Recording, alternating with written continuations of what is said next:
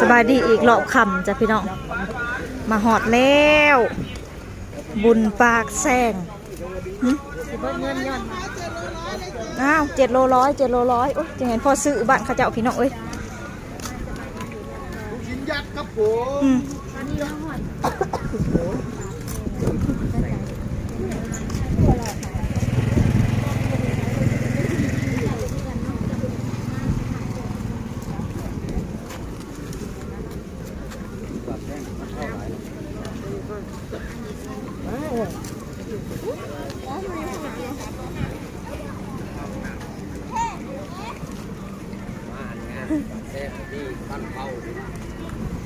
บ่อึดได้อยู่พี่นะ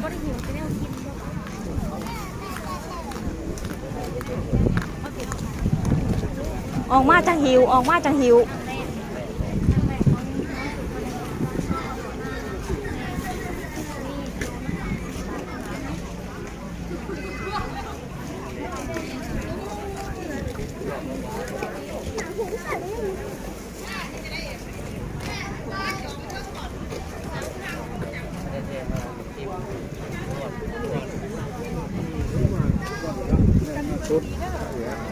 แบบนี้กับพี่กันนี่กัน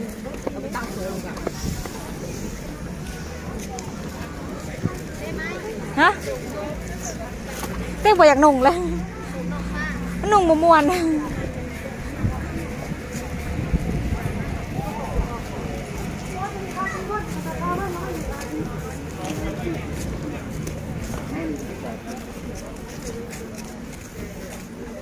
โอ้ย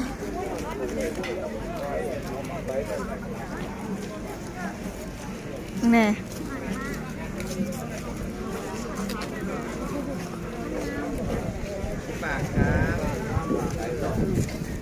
ใช่อ่ะ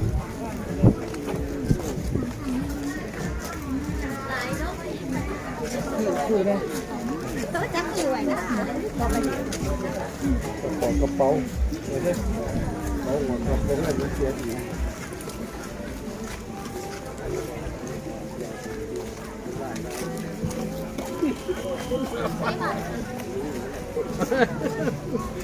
ไม่ยังต่อเที่ยวจริงต่อเที่ยวจริงไม่บอกเองอะไรกางเกงใน3 ตัว 100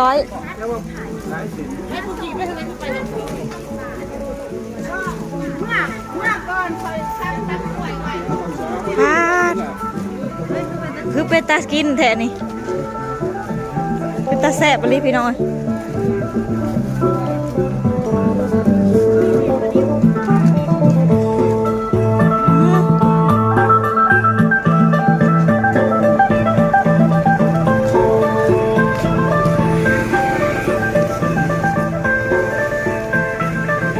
ยำกุ้งสด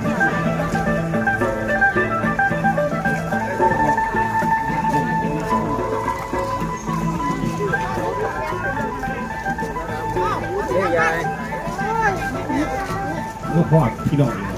ย่ายังสร้างห้องสุพจน์บ่เห็น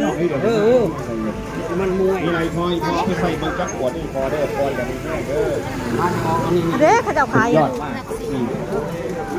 120 บาท100 บาทนี่นะมันมวยกับนี่บอก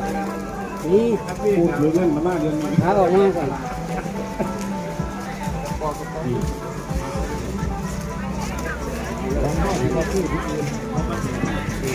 เขาก็พายมาทางนั้น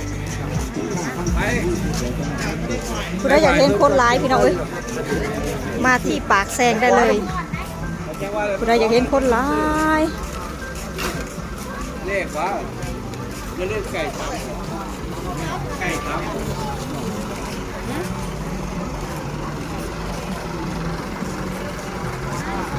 นะกูไปตลอดแทนเครื่องคั่วกันเครื่องเพื่อนพี่น้องเอ้ยก็แต่อยากได้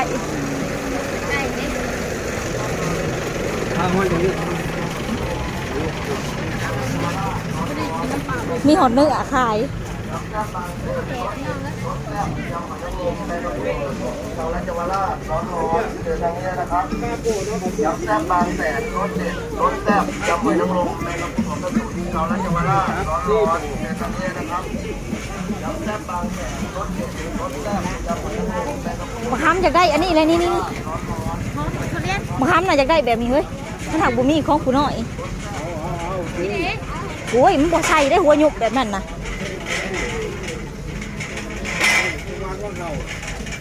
แหมเด้ส้นโฮมก่อน 200วะ200นี่เอาแบบ200 ของเด็กน้อยนี่ก็งาม งามจ้ะจากพระก่อนเพื่อจังซื้อดอก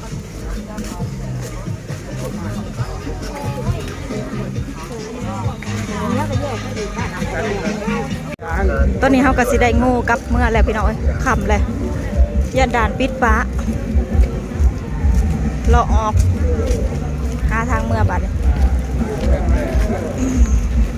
ซอยนี่โคตรบ่ร้ายเนาะเฮ้ย ของขายหลายเย็นของขายหลาย เอาอยู่บ่ว่าเอาบ่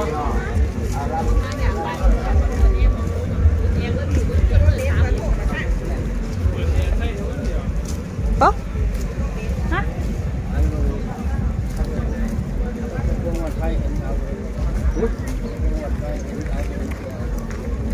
อาจารย์อยู่จะได้หุงกันเด้อไก่ป่วงก็สบู่แล้ว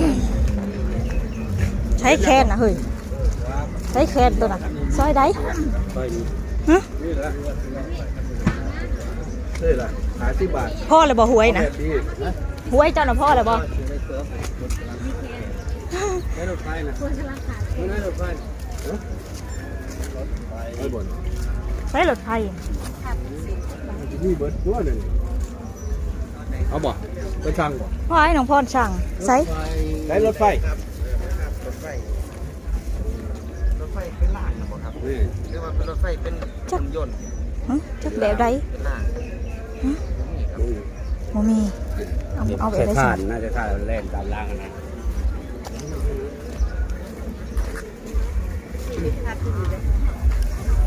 สั่งก็สั่งรถไฟ กินไปดิ ใช่เลยฮู้ดูแค่นะฮู้โอ้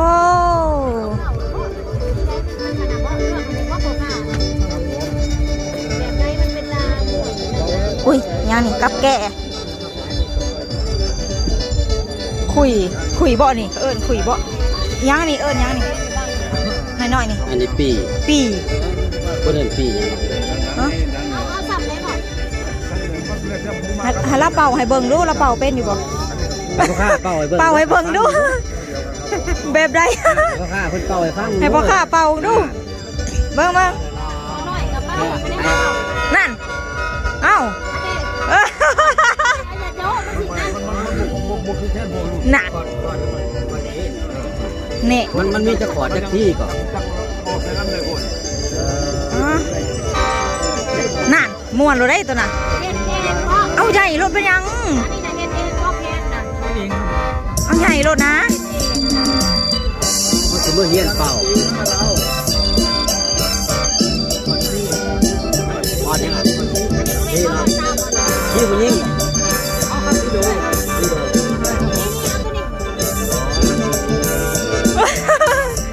ดังอยู่แต่ว่ามันบ่หลายทีเนาะ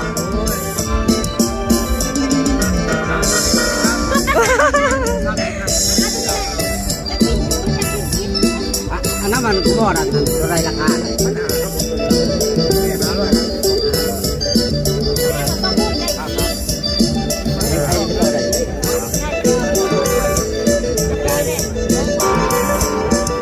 เอาไปหอยโชว์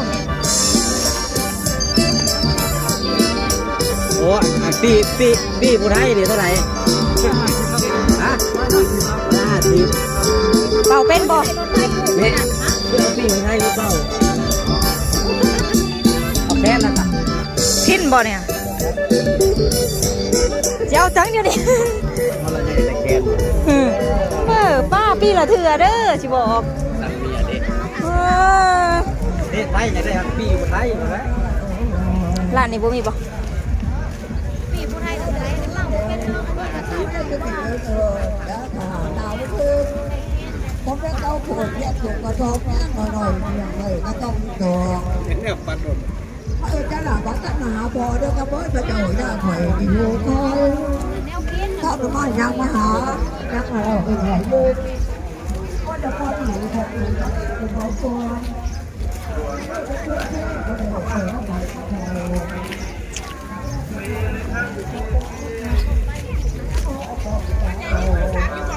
ถามดูมีบ่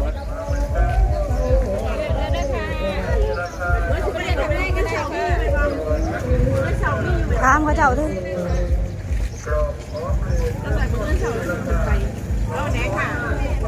ซื้อรถไฟไปให้น้องพรก่อน สีแดงเลยว่าหาข้าวซ้ำกันอันนี้แกงนี่แกงซ้ำกันในทางกันเหมือนเดี๋ยวเบียร์ได้เจ้าเจ้าตัวนี้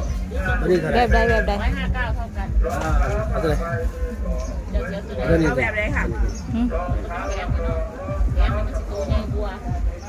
ตัวนี้นะค่ะ